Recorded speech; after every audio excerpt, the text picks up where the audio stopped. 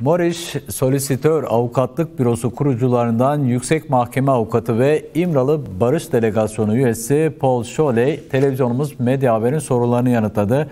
Scholey, Önder Apo'ya Türk Devleti tarafından uygulanan tecrite dikkat çekerek Öcalan'ın durumuyla uluslararası hukukun yerlerde süründüğünü görüyoruz dedi.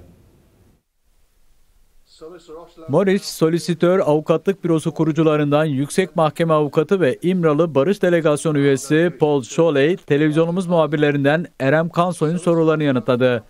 Önder Apo'yu Nelson Mandela'ya benzeten avukat Paul Scholey, Mandela'da olduğu gibi bölgede barış ve huzuru sağlayacak tek liderin Önder Apo olduğunu kaydetti.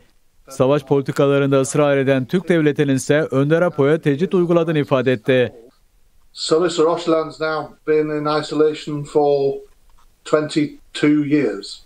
And when our delegation to Imrali Island happened in February, March 2019, he had for years had no access at all to lawyers or even friends or family members.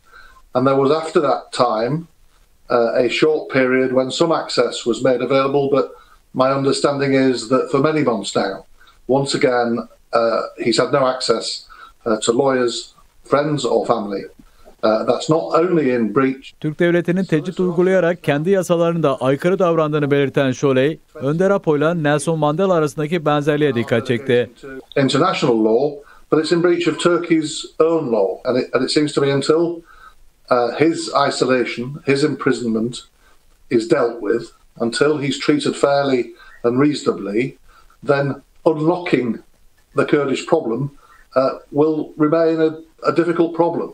He and his freedom, I think, are the keys to unlocking that problem for the future. Mr. Öcalan's been described by people cleverer than me as the Mandela of the Middle East, and it seems to me that there's a great deal in common between those two leaders. Avukat Paul Scholey son olarak kendisinin de içinde yer aldığı Öcalan'a özgürlük kampanyasının geldiği aşamaya ilişkin konuştu.